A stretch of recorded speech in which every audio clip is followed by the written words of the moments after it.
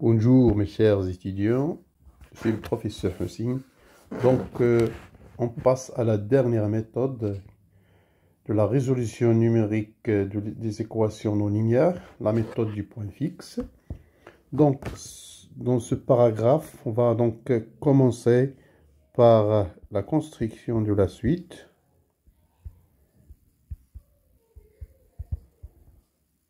Ou bien, c'est-à-dire donner le principe de la méthode du point fixe. Bon, la méthode du point fixe qu'on va noter dès maintenant, méthode du point fixe, et s'appelle aussi méthode des approximations successives. Méthode des approximations successives.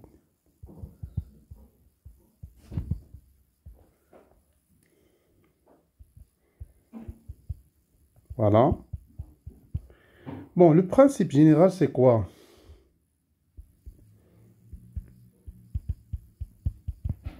Principe général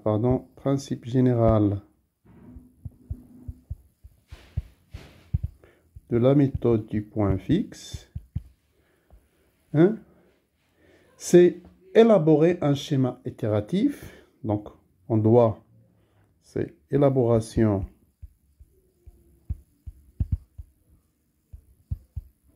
d'un schéma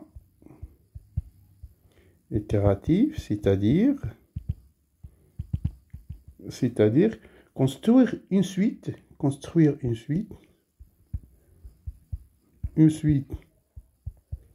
Xn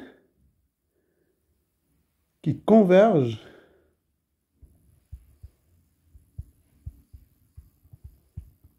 vers un point fixe alpha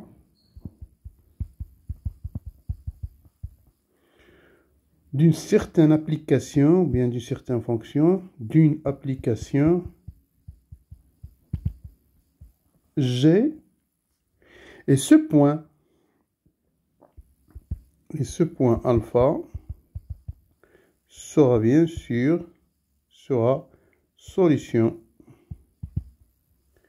de l'équation f de x égale à 0.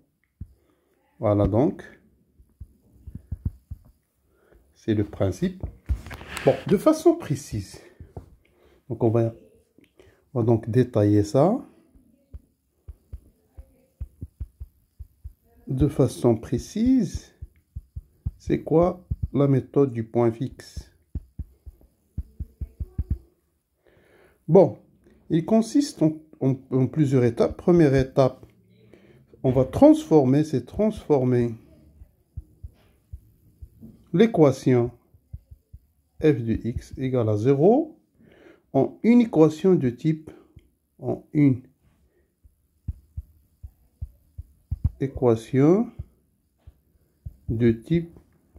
g de x égale à x.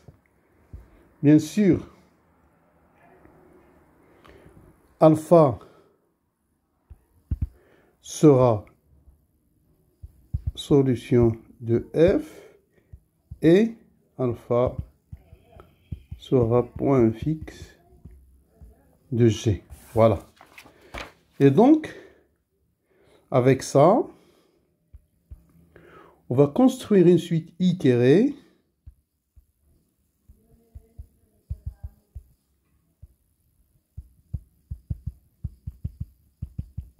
xn tel que, donc Swin doit vérifier les deux choses suivantes.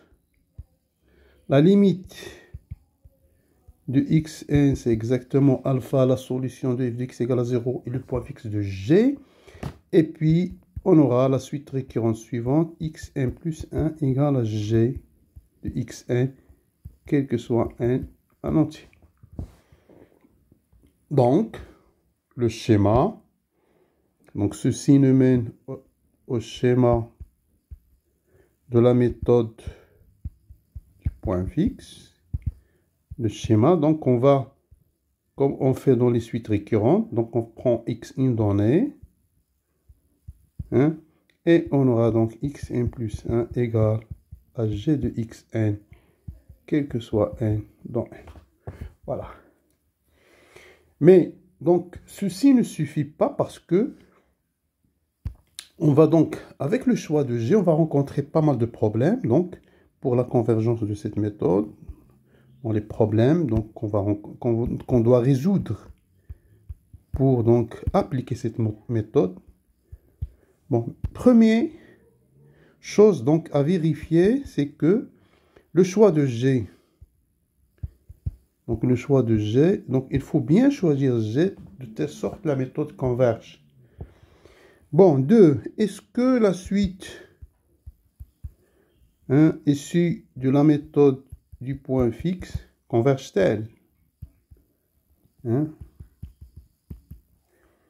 Et puis, si cette suite converge, donc si la limite de xn est égale à un certain L, attends, G de L égale à N, c'est-à-dire est-ce que L c'est un point fixe pour revenir à la méthode, à notre équation f de L égale à 0. Et finalement, la chose qu'on doit donc vérifier, comment estimer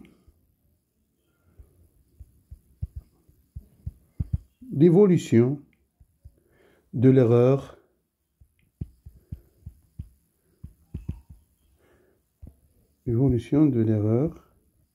Bon, l'erreur, en général, la note En, c'est toujours xn moins alpha n.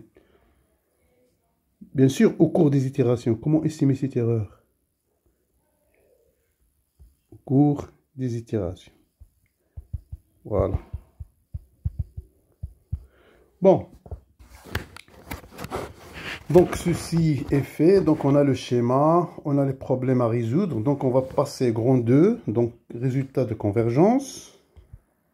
Voilà, grand 2, résultat de convergence. Pour le résultat de convergence, là, on va donc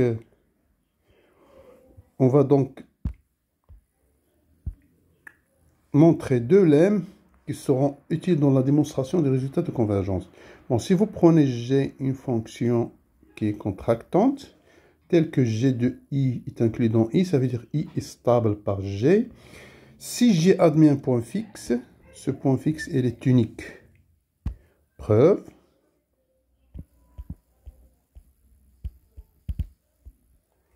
Bon, déjà, c'est quoi? Bon, on va poser les éléments. Voilà, j'ai G qui va de I vers R, qui vérifie les choses suivantes. Bon, premièrement, la stabilité de l'intervalle I par G. 2. G contractante.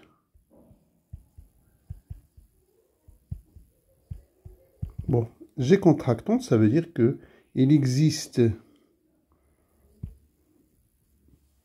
Pardon. Donc, il existe K comprise entre 1 et 0, tel que G de X moins G de Y en valeur absolue inférieure ou égale à K X moins Y. Bien sûr, X, Y parcourt l'intervalle I. Et finalement, la troisième hypothèse qu'on a, on a G de alpha égale à alpha, ça veut dire G admet un point fixe. Voilà. Maintenant, on va montrer que ce alpha est unique. Montrons que alpha est unique. Pour cela, on va donc supposer qu'il y en a deux. Supposons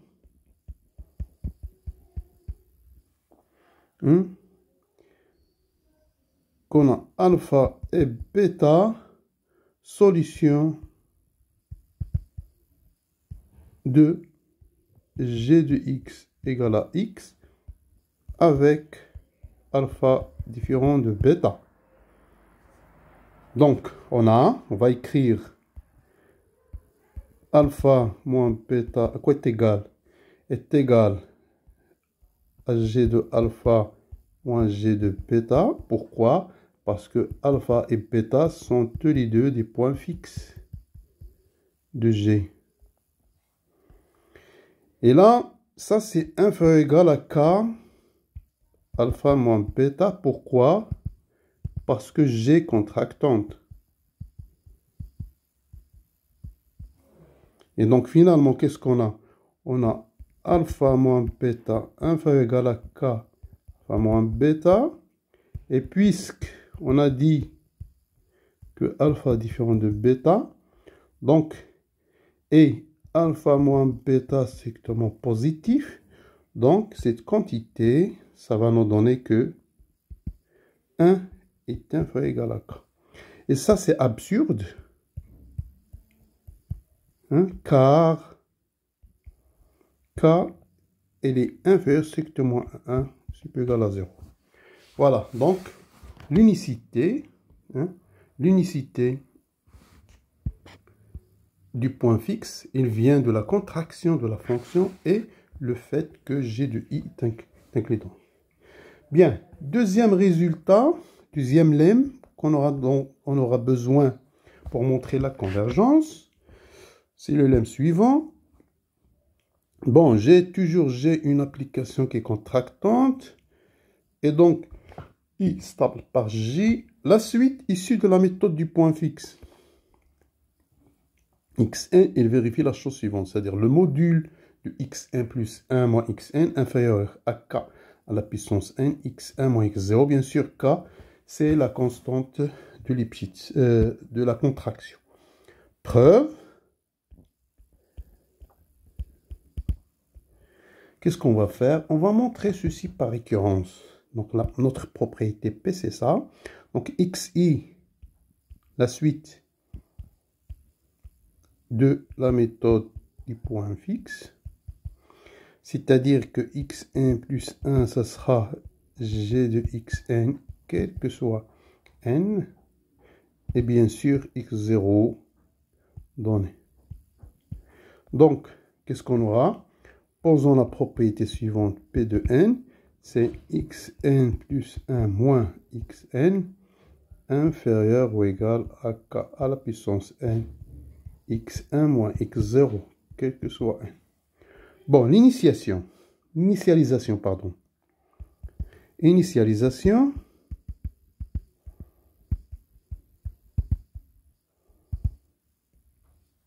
Bon, pour n égale à 0, j'aurai x1 moins x0 est inférieur toujours à 1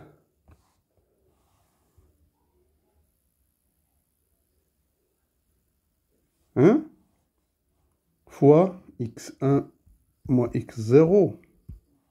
Et 1, c'est exactement k à la puissance 0, x1 moins x0. Donc, c'est vrai pour Pn. Vrai pour n égale à 0. Supposons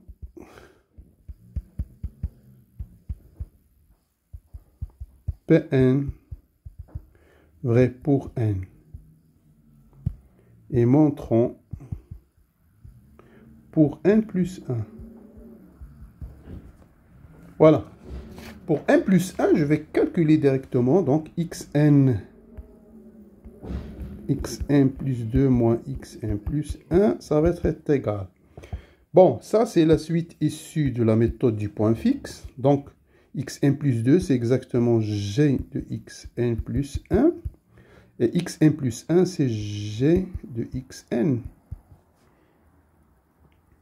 Voilà, ça d'après la méthode du point fixe. Voilà. Et ça sera inférieur à k, xn plus 1 moins xn. Pourquoi? Parce que g contractante.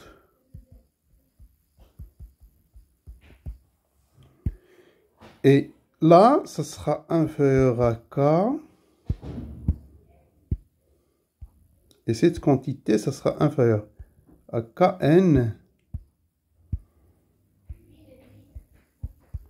x1 moins x0 d'après l'hypothèse de récurrence. Et donc, ça va être égal à Kn plus 1 fois x1 moins x0. Donc, ceci montre d'où la propriété vraie pour n plus 1. D'où Pn vrai pour n plus 1. Donc, d'après le raisonnement par équivalence,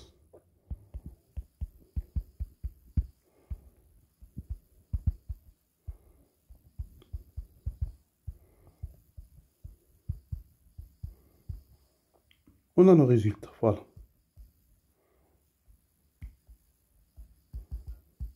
Voilà, avec ces deux lemmes, on est bien sûr maintenant prêt à montrer le fameux théorème de convergence de la méthode du point fixe. Voilà. Bon, théorème.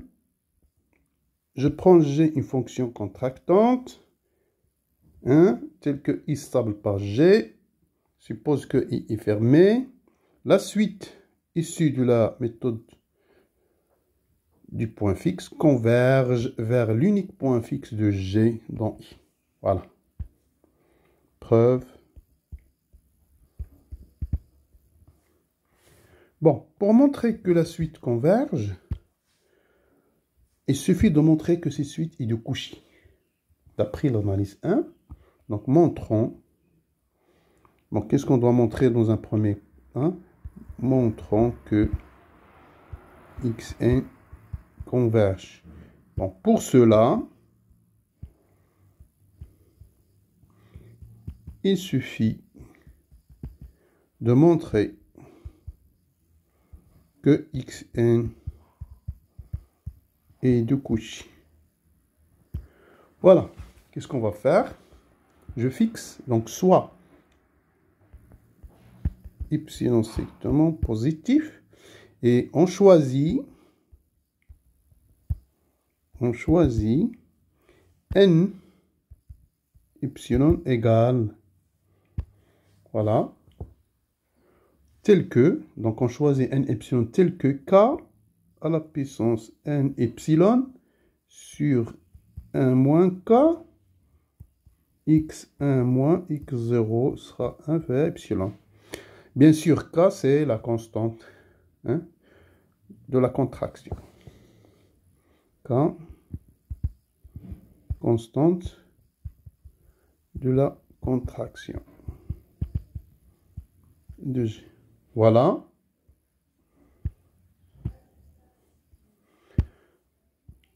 Bon, on va démarrer donc quoi? Je vais écrire. Donc, on choisit M, N dans N, hein, tel que Mn supérieur à N epsilon. Et on va écrire donc Xm moins Xn.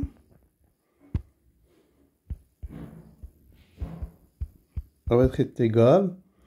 Bon, je vais faire entrer I égale à N jusqu'à M de xi plus 1 moins xi. Bon, c'est facile, j'ajoute et je retranche des termes jusqu'à arriver à N.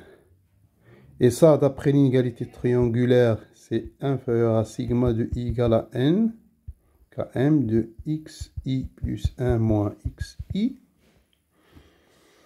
Et ça sera inférieur à la somme de I égale à N jusqu'à M. Là, ça sera I, K à la puissance I de x1 moins x0. Et ça, c'est le lemme 1. C'est le lemme 2, pardon. Hein? Le lemme 2. On a montré ça dans le lemme 2. Et donc, puisque ce terme ne dépend pas de l'indice, je peux le faire sortir. Ça sera égal x1 moins x0 fois la sommation de I égale à 1 jusqu'à M de K à la puissance I. Voilà. Donc, ça, c'est une suite géométrique. Hein, ça, c'est la somme des M premiers termes d'une suite géométrique. Donc ça, somme des M premiers termes de la suite géométrique. Bon, de raison Q égale à 1, à K, pardon. Et de terme initial, c'est Vn égale, voilà, de terme général, Vn, ça commence avec Vn, ça va être égal à K à la puissance n. Donc, je peux écrire cette sommation d'après le cours de 18, x1 moins x0. J'ai ici le terme n, et là, j'ai 1 moins K, 1 moins n sur 1 moins K. Voilà. Donc, je vais faire ça là, ici. Donc, j'ai xm moins xn est inférieur à x1 moins x0 fois k à la puissance n, 1 moins k à la puissance n moins n sur 1 moins k. Et ça je peux le majorer par 1. Cette quantité, donc ça va être inférieur à x1 moins x0 fois k à la puissance n sur 1 moins k. Car 1 moins k à la puissance n moins n est inférieur à 1 et supérieur à la 0. Voilà. Parce que k est comprise entre 1 et 0. Donc, si vous procédez à la majoration, vous arrivez à ça. Bien. Maintenant, ça, j'aurai ce terme-là. Je peux aussi le majorer. Par quoi? Donc là, j'ai xm moins xn majoré par x1 moins x0 fois k à la puissance n, indice y, 1 moins k. Pourquoi? Parce que, si vous vous rappelez, la fonction qui a x associée à la puissance x, ou bien ici je vais garder le k, hein, et décroissante. Car k est inférieur à 1. Et cette fonction, c'est exactement la fonction réciproque du logarithme à base k. Bien, on a choisi au début que n epsilon, ça, d'après le choix de n epsilon, ça c'est inférieur à epsilon. Voilà, qu'est-ce qu'on a montré? On a montré que quel que soit epsilon positif, il existe n epsilon tel que kn epsilon 1 moins k x1 moins x0 inférieur à epsilon. Et quel que soit m1 supérieur à n epsilon, on a trouvé que xn moins xn est inférieur à epsilon. Ça veut dire que la suite xn est de Cauchy. Voilà. Ça veut dire que la suite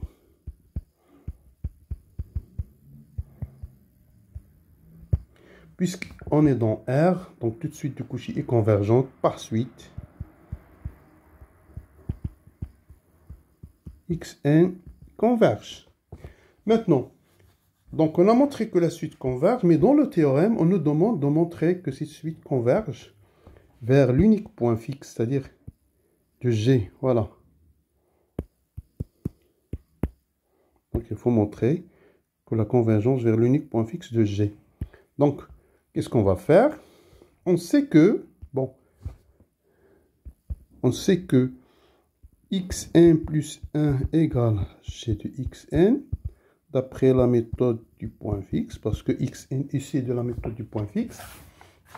Et de plus, g est continu. Donc, en passant à la limite,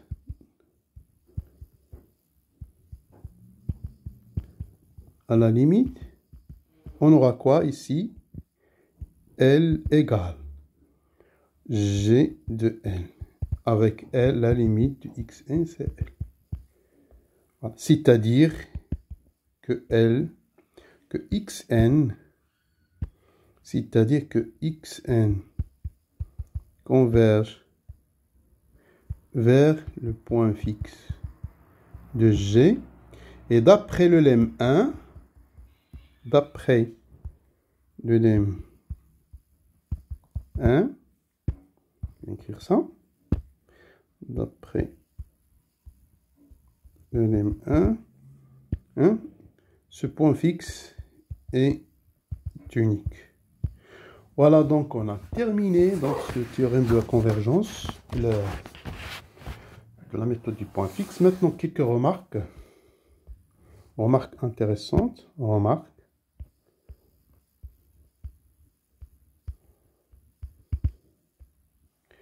Première remarque. Bon, si G est continue de AB et prend des valeurs dans AB, alors G admet un point fixe. Donc ça, c'est un classique que vous avez utilisé en analyse 1 et en baccalauréat. Donc c'est facile à montrer. Deuxième remarque.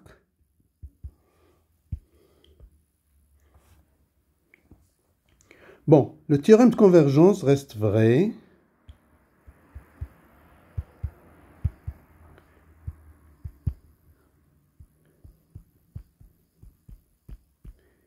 si on remplace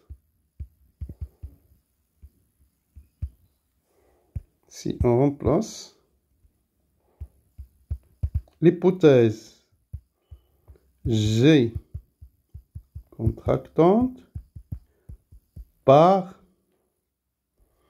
l'hypothèse G' du x en valeur absolue inférieure à 1, quel que soit x dans i. Et donc cette équivalence, vous l'avez déjà montré en analyse 1 dans le TD. Et bon, voilà, donc ceci termine les deux hypothèses. On passe maintenant à l'algorithme du point fixe. Voilà, bon, l'algorithme. Bon, remarquez une chose, ça c'est l'algorithme du point fixe. On a le but c'est de trouver bien sûr les solutions de g de x égale à x cette fois-ci. Hein, et là, ça va nous mener à la solution de f de x égale à 0. Bon, les données de l'entrée. Donc les entrées, ce sera donc une approximation initiale x0, une précision et le nombre d'itérations. Et pour les sorties, bien sûr la valeur ou l'échec de la méthode. La valeur approchée ou l'échec. Bien, bon, les étapes à suivre. Hein? Bon, je vais poser n égale à 1 et on va donc demander à cet algorithme de faire les étapes 3, 4, 5, 6. Bien sûr, tant que n ne dépasse pas le nombre maximal des itérations. Bon, qu'est-ce qu'il va faire dans ces étapes? Bon, déjà, il va poser, puisque j'ai une valeur initiale x0, il va poser x égale à g du x0, et puis donc voir le test d'arrêt. Est-ce que ce x qu'on a calculé, x0 dépasse? Sinon, donc si on a x moins x0 ne dépasse pas la précision, on va imprimer x comme étant solution. Et puis donc aller à l'étape finale. Sinon, donc on va itérer. Et on va poser x0 égale à x et revenir à l'étape 3. Bon, la chose que je voudrais dire ici, c'est que ici, comme j'ai dit dans le cours, on ne s'intéresse pas aux conditions de convergence, c'est-à-dire vérifier que G est-ce qu'il est contractant, ainsi de suite. Donc dans un algorithme, on s'intéresse seulement à la méthode. Bien, bon, pour terminer donc cette méthode du point fixe, on va donc traiter un exemple. Voilà, exemple. On vous donne, donc le but c'est de résoudre numériquement x au cube plus x moins 1 égale à 0. Première question, c'est-à-dire il faut tout d'abord séparer, ou bien, voilà, séparer la solution. Donc montrons qu'il existe une unique solution dont alpha 0, 1 tel que f de alpha égale à 0. Bon, qu'est-ce qu'on fait? Bon, on a la fonction f, c'est un polynôme. F est continu car c'est un polynôme. Deuxième chose, continue sur R, en particulier sur 0, 1. On a f de 0 fois f de 1. Bon, si vous calculez f de 0, ça va vous donner donc 0 moins 1. F de 1, ça va donner, c'est négatif.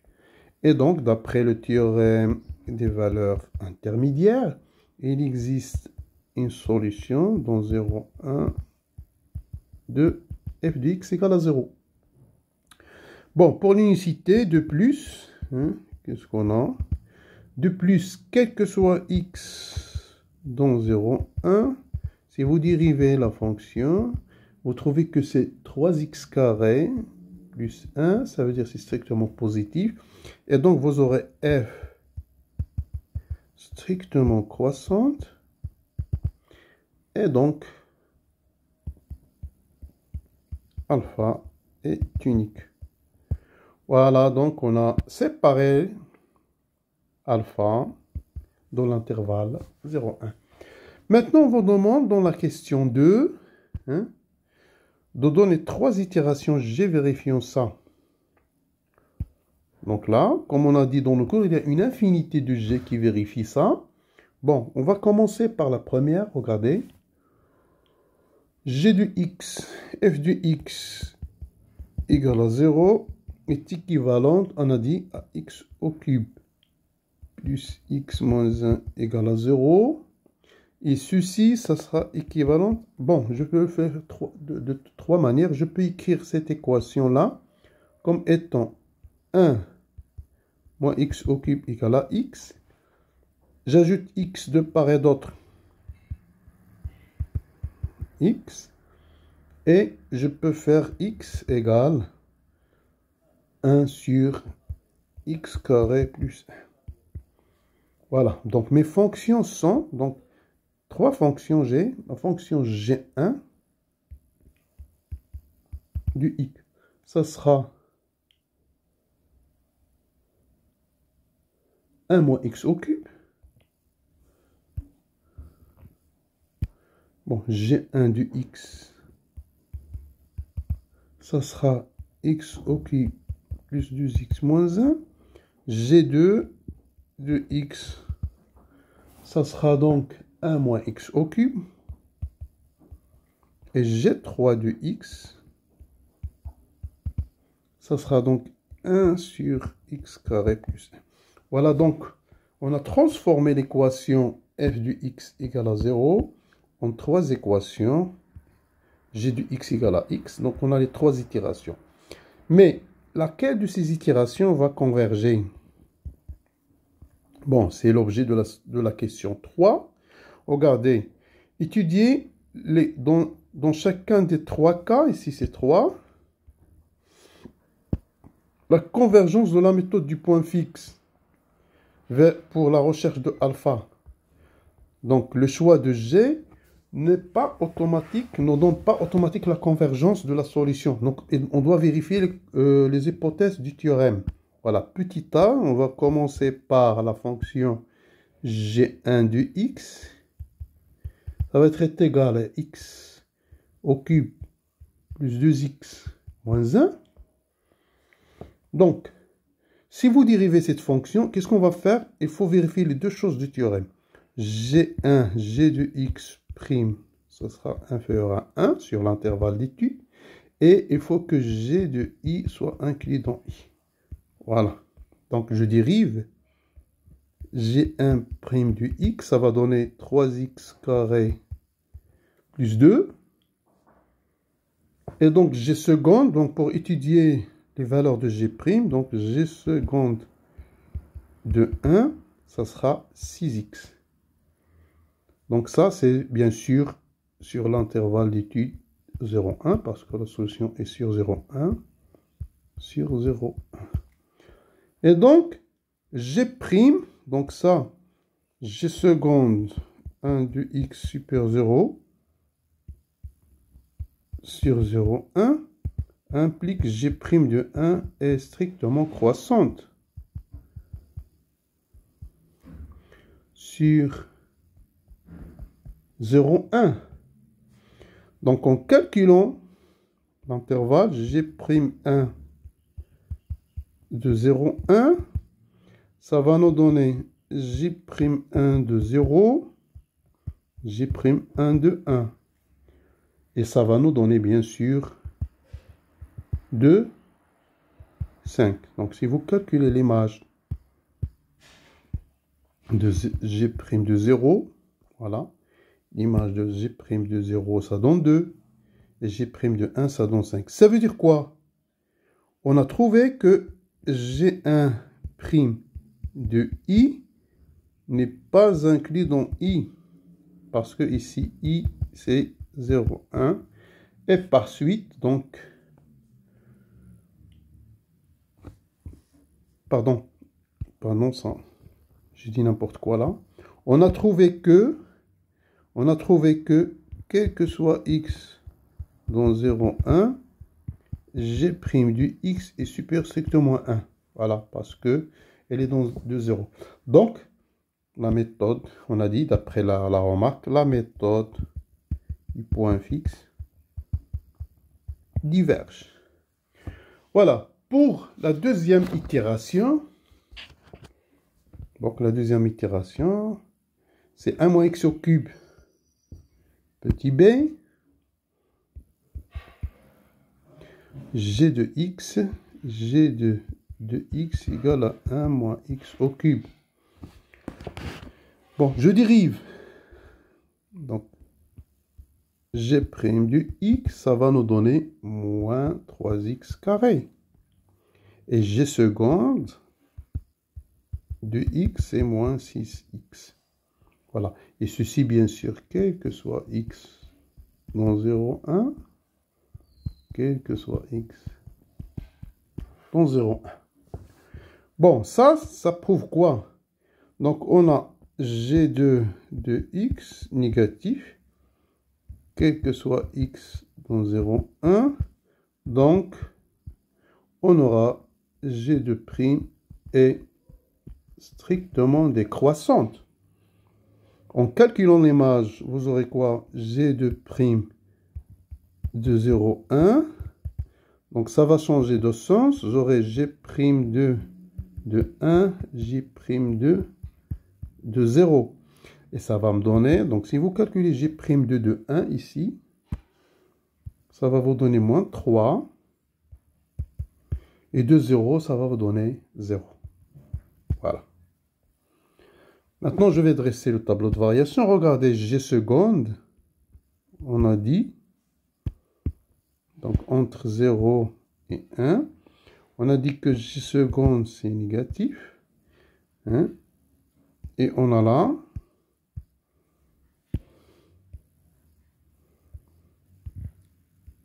de 2, G' de 1. Ça descend. L'image de 0, on a dit G' de 0, c'est 0. G' de 1, c'est moins 3. Voilà donc, les images de G', c'est compris entre 0 et moins 3. Je vais donc chercher là où il y a problème, moins 1. Et donc, regardez, G' 1 de x égale à moins 1. Si et seulement si, je cherche le point moins 3x carré. Donc, x, ça sera égal à 1 sur racine de 3. Donc, si et seulement si, x égale à 1 sur racine de 3. Bien, donc, qu'est-ce qu'on a trouvé? On a trouvé que G' de 2. Donc, ça, c'est 2. G' de 2 de 1 sur racine de 3 égale à moins 1. Or, si vous calculez donc, f de 0 fois f de 1 sur racine de 3, si vous calculez, c'est positif, ce qui donc alpha n'appartient pas à l'intervalle 0, 1 sur racine de 3. Donc, je reviens à mon tableau de variation. Alpha n'appartient pas ici. Alpha n'est pas là. Alpha, elle est là. Ça, c'est donc la racine, elle est là. Ça veut dire que G' de 2, regardez, il prend les images entre 1 supérieur à moins 1. Donc, ce qui implique que G' de 2 de x est supérieur à 1.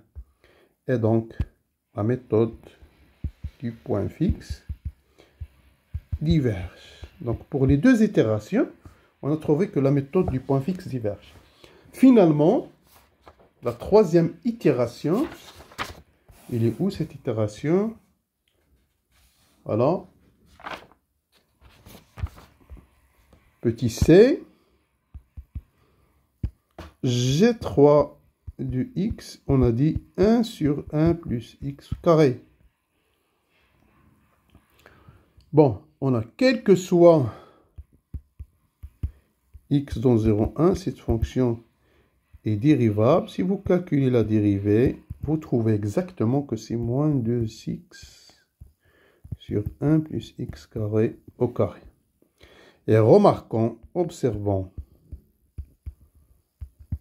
que, quel que soit x dans l'intervalle 0,1, on a g' de 3 de x qui est égal à 2x sur 1 plus x carré est inférieur strictement à 1, parce que le dénominateur est plus grand au numérateur.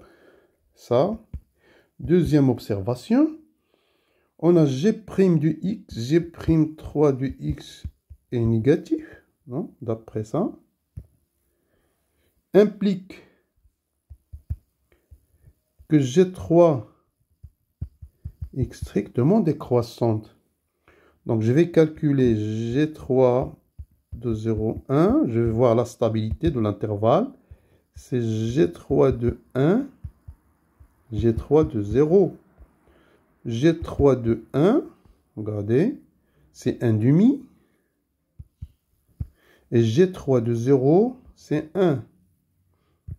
Et donc, ceci, ça va être inclus dans 0,1. Donc, G3 vérifie que G' de 3 inférieur à 1 et l'intervalle 0,1 est stable. Ça veut dire que pour l'itération G3, la méthode du point fixe converge. Ceci donc termine cet axe de la méthode du point fixe et termine le chapitre de la résolution numérique des équations non linéaires. On passe au chapitre de l'interpolation polynomiale. Merci de votre attention.